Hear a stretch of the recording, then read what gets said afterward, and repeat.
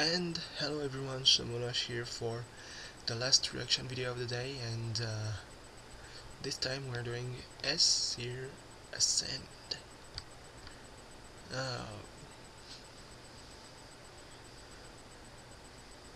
this is going to be great because, well, it's Terezi, and she kind of was misguided by her hate for Vriska, so she didn't even smell that the word was written with how's his name? Gamzee's blood. So yeah. Okay, so where the loading screen is the scratched disk 2, I think is going to be relevant in some way with the flash.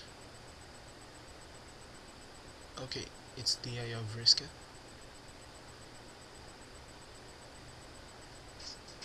Sis, Rook now. Bring the puppet.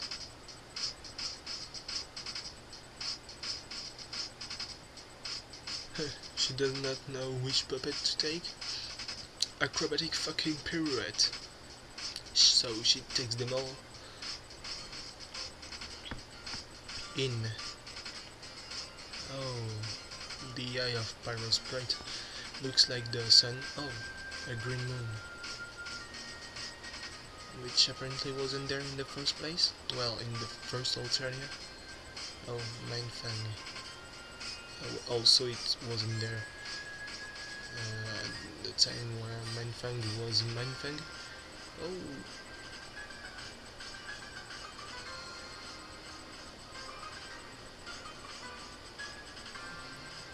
Vriska's ancestor had one hell of an armada. Oh. Well, it's glitched. Oh, it's crashed. Oh shit.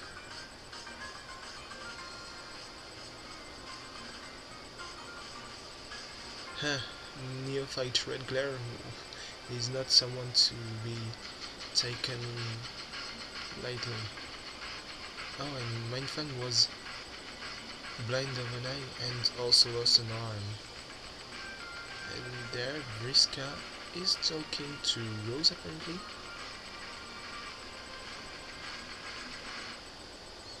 Oh, Pyro Sprite. I don't know. Yeah. So Vriska is at the same time reading her ancestors' journal and talking to John via Rose's laptop or communication device. John, you're heading into the blackout, so I won't be able to see you until you leave. But don't worry, I can still sense you are there. Because of awesome powers, remember? Smooth moved it in your computer like that, by the way. That was some incredible leadership you showed. Now I have to contact you through Rose, thus exposing me to the risk of actually having to talk to her. Your carelessness has put the heroes of light in a very awkward position, John. I hope you're satisfied.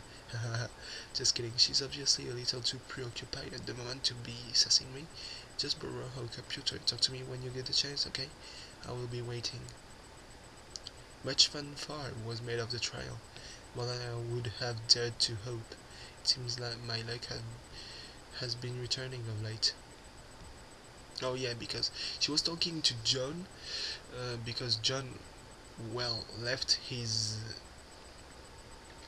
computer in the wallet that Wayward Vagabond is going to give to Dave and Rose on Thurs. Oh, and the tribunal looks like Terezi's symbol. The high blood surely intended to make a spectacle of my conviction. They filled the court block with peasants ravenous for the comeuppance of a blue blood. I wasn't about to deny them what they came for. Oh, it was kind of the authorities to supply me with phalanx of such impressionable spectators. The wake wheels were nearly as thick in the air as the rust in their veins. Funny how my other senses seem to have picked since exchanging glances with the dragon. What's an extraordinary specimen. Now I've come to covet the creature,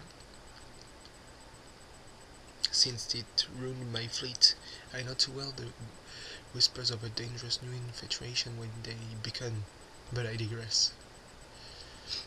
Oh, she controls them all.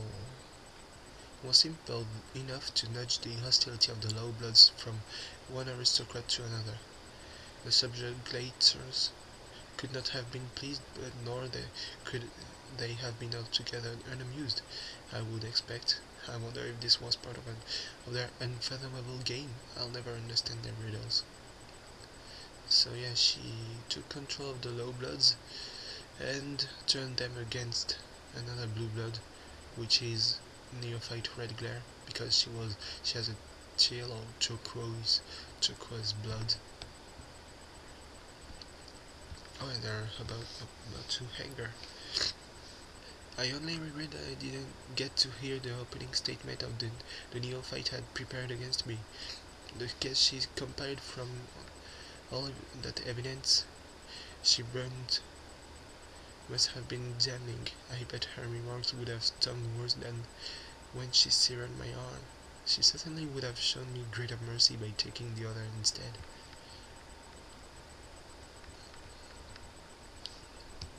I don't see why, but well, whatever.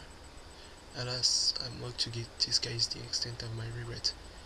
Had my escape not necessitated her demise, she would have made a lovely rival.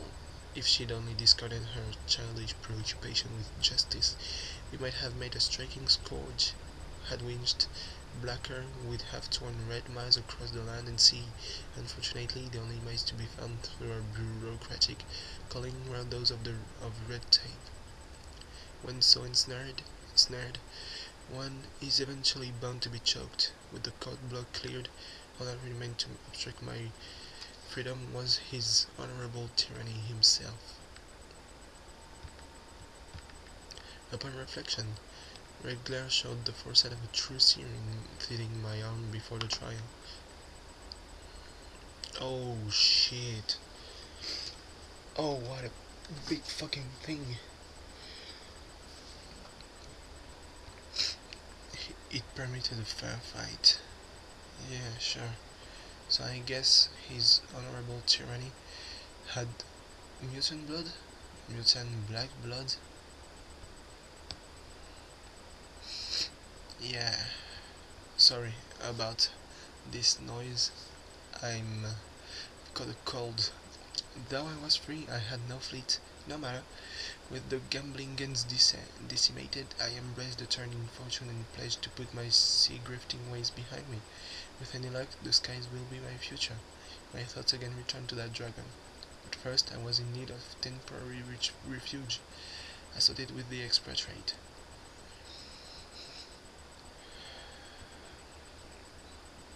He owed me for the sweeps of protection I provided after his brazen defiance of the High Bloods.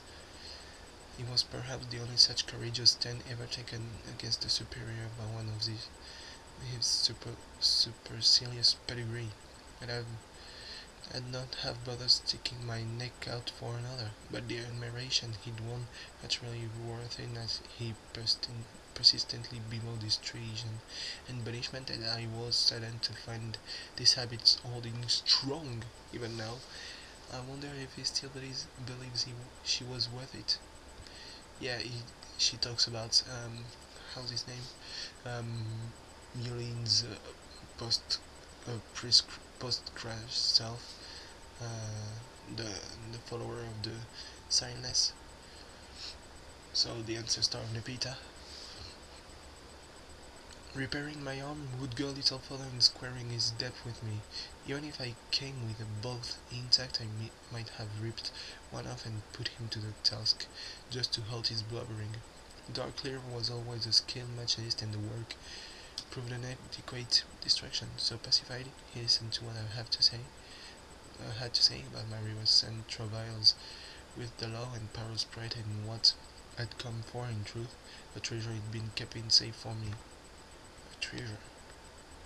Oh, I cradled the oracle in my synthetic hand, as if appraising by weight the mystic qualities it still concealed. With my vision eightfold seared away, I was as blind to its secrets as the old doctor was to its present whereabouts.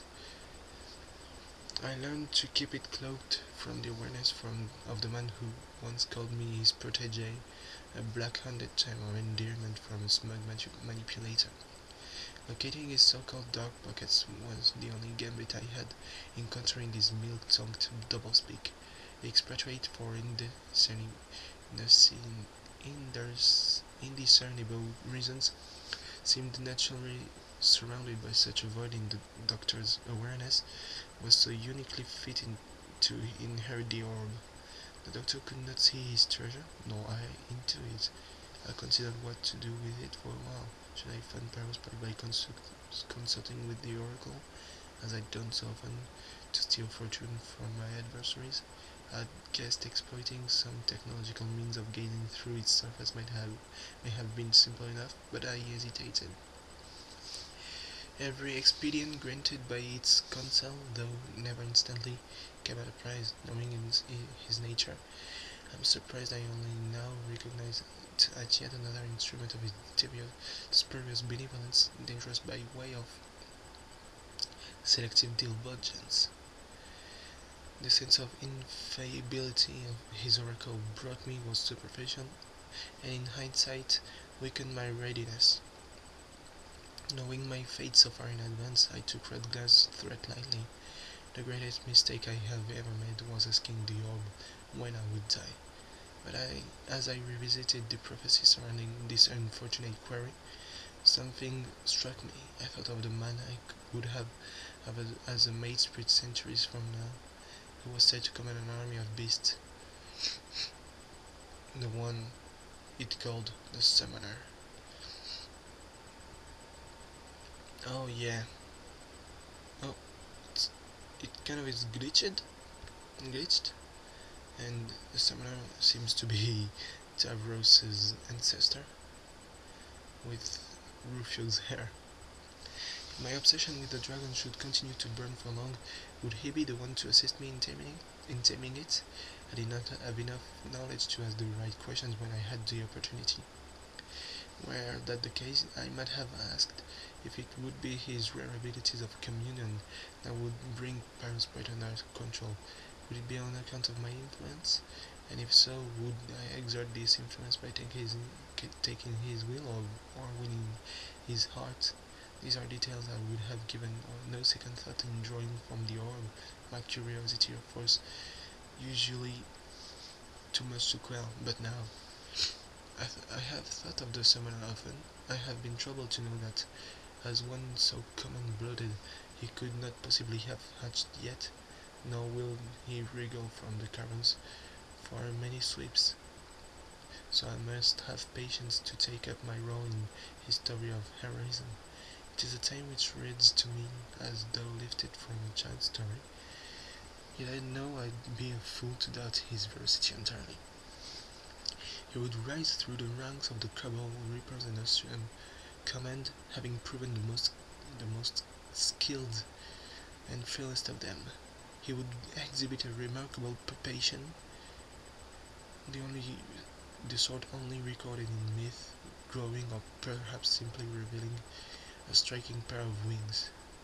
Oh, his army thus inspired would spearhead a major rebellion, surely one at least on the scale of the sectarian revolts crushed by the High Bloods, who thereafter forbade its mention or any invocation of the heretical symbols at all, even in private journals, which is why I will stick to the fable of the summoner and not risk another execution with even oblique reference to the compelling tale of the sufferer. Oh, so the ancestors did not live all in the same time. Well, that makes sense, I guess. Since the kids' guardians not all lived in the same time. Resolution to the summoner's mutiny is foggy, and as I only understand what has been related to me through the brief answers I thought to solicit, ultimately the ire of the Countess will be such that in the settling dust of the conflict she would banish all from the homeworld except the young. She would scatter all who reached maturity to the stars to fight her wars, I presume to keep them occupied, existing in a less centralized state from which such a coup may arise. This is still an incredible notion for me to consider, and I cannot imagine how she would come to enforce such an upheaval in our civilization, though I suppose she will have on her side the advantage of an unparalleled lifespan and the leverage extended by the hideous psychic prongs of her deep, undulating monstrosity. That is, until it chooses another little witch to serve. Nevertheless, I take the prediction as truth, and find it amusing that a homeworld dominated by children will be the great summoner's legacy. One of them, at least. But more importantly, and less amusingly, his legacy will be my demise. You see, I first learned his name when I asked who will be the one to kill me. Oh, I never... It's all glitched now. I never have spoken nor written of him out of contempt for the prophecy, but do so here in my final entry of this journal. I took this to be a pitiable fate and scored the orb from any means of escaping it, or at least to salvage a little dignity from the tale of our downfall. Alas, it had no consolation for my vanity. But as I sit here deciding what to do with the damnable little sphere, I understand my error. It was only in failing to chart a course through future events to turn my fortune's tide, even so many sweeps from now. It was in believing the future was mine to know and fortune mine to control. If this error is meant to breathe life into my embittered heart, and if he is to earn the right to run it through, then so be it. For him, I will commit to this page my highest expectation. And for what precious uncertainty is left in my future, I renew my vigorous anticipation.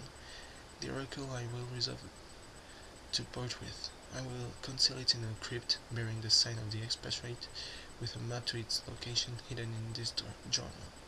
To whomever finds it, be wary, for the truth it tells may leave its new keeper blind as I was, though no more. Oh, okay, so maybe Vriska should have read that a bit earlier, I guess. And what else do I guess? It's that this is the end of the video. It's been running for 18 minutes because I decided to read the end of the journal of Mindfang. It was very interesting. So yeah, the last video of the day, and today was special because it was the day of maybe the last part of the Altenio bound game with the pre-scratch ancestors. So go play it if you didn't already.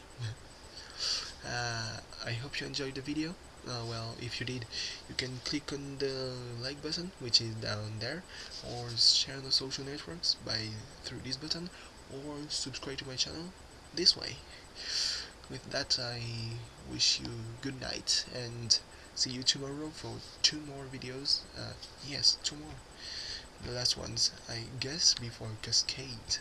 Or are they going to be the last ones? Hint, they are not. Well, if you see through the links. Bye.